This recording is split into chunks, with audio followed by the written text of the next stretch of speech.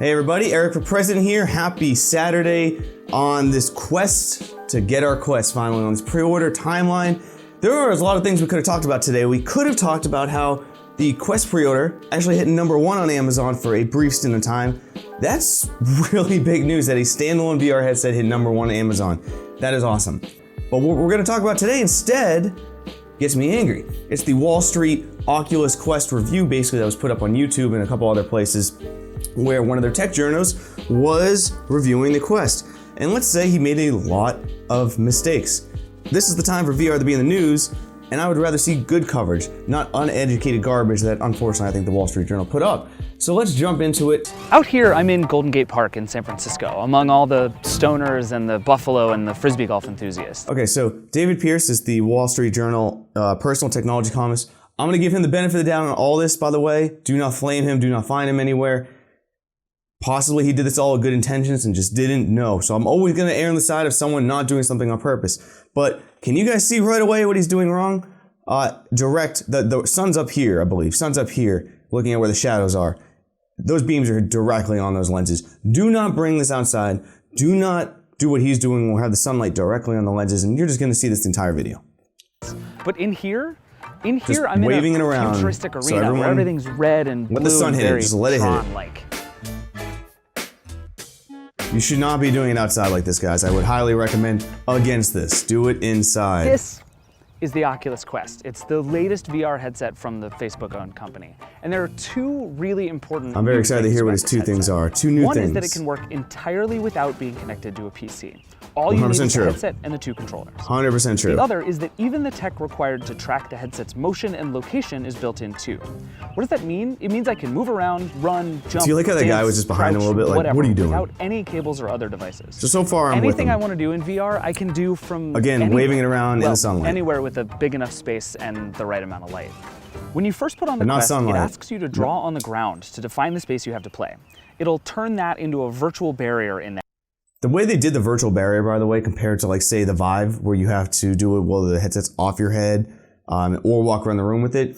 This is genius. I love the way they did it. I love when you get past the Guardian wall that you build, you actually be able to see through your goggles still to the outside world.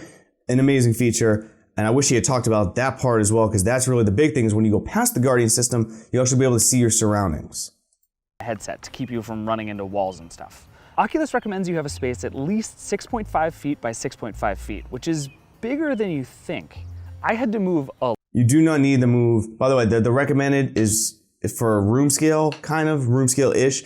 You could do it in a smaller spot and just stand around and be careful and kind of do, a 360 while you're walking around.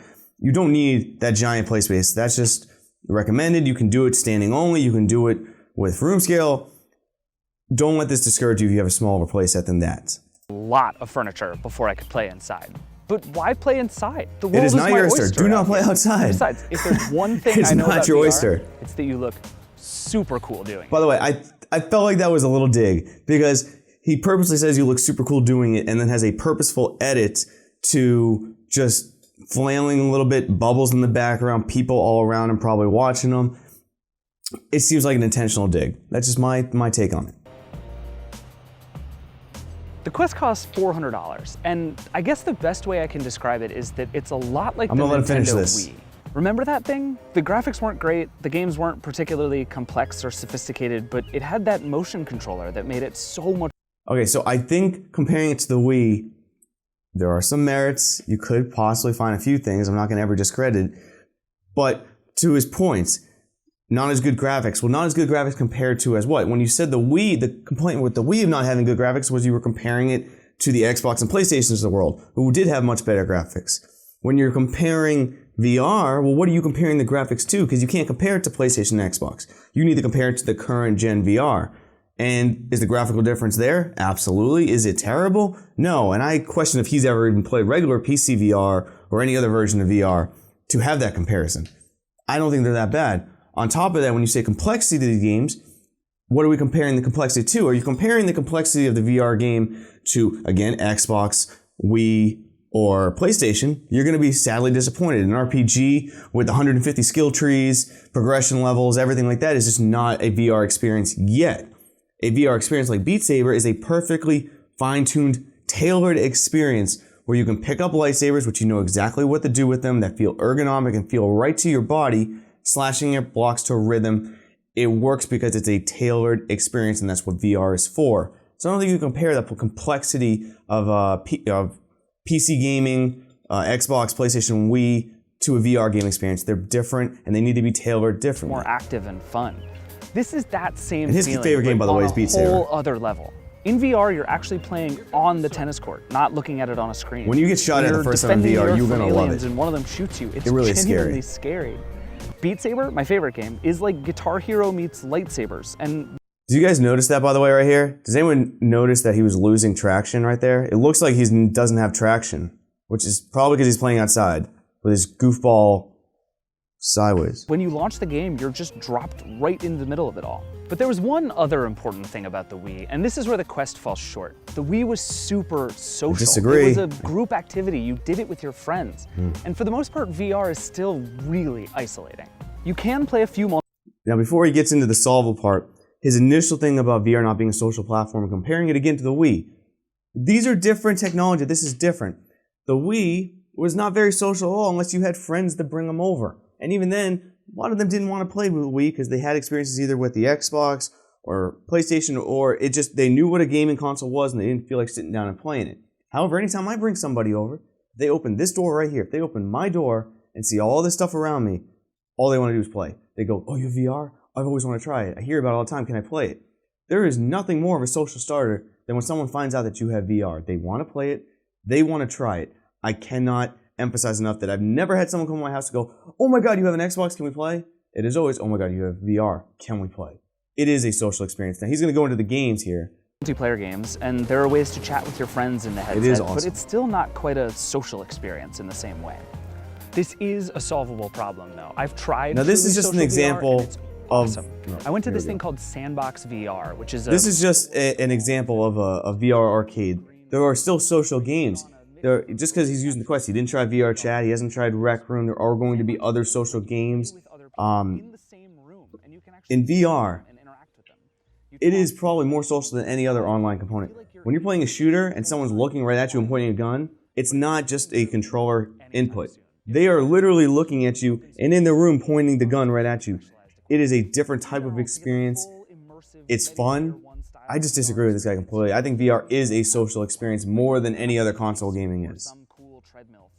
All that plus a headset way better. You guys tell I'm getting angry? The Quest gets really hot if you use it for a while. Its battery dies after a couple of hours, and at 1440 by 1600 pixels per eye, it's not nearly high res enough to make you forget you're looking at a screen. Yes, it gets very hot when the sunlight directly hits it, guys. It gets very hot. Plus, this thing is just heavy on my head. Still, it's not the most powerful or impressive VR headset on the market, but it's the best so far. It's just easy and fun in all the right ways. I can't believe how much time I've spent playing these silly tennis games, and I bet it won't be that long before I'm actually able to be on the island in Fortnite or running on the roofs in Assassin's Creed. The one thing I do know for sure is that if this tennis game is any indication, the future of gaming is a workout.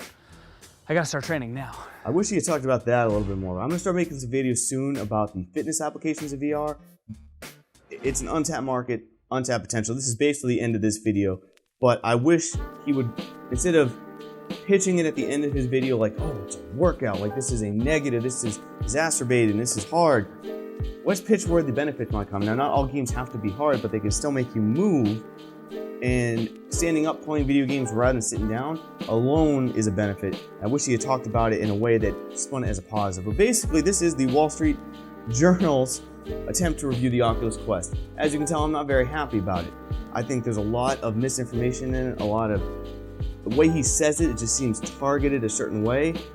Are they doing this because they have beef with Facebook? Are they doing this because they know it'll get the views and get some emotions heated up like it is for me and people talking about it? It's highly likely.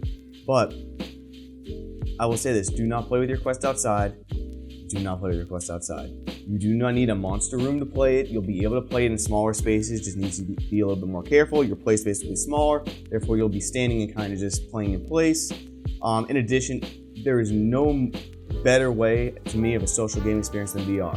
Anyone who knows you have it, they'll want to play it. Any social game you're in, yeah, there's some toxicity on it, sure. There isn't everywhere. but there's something about when you meet people online in VR and you're just seeing them run around doing stuff and picturing them in real life doing the same thing.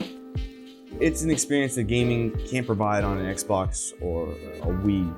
But anyway, that's my thoughts on this video. I'd like to hear your thoughts on what you thought about the Wall Street Journal video. Let me know down in the comments. Make sure to leave a like, subscribe if you'd like to see some more content coming soon. I'm Eric for President. Have a great Saturday, everybody. Goodbye.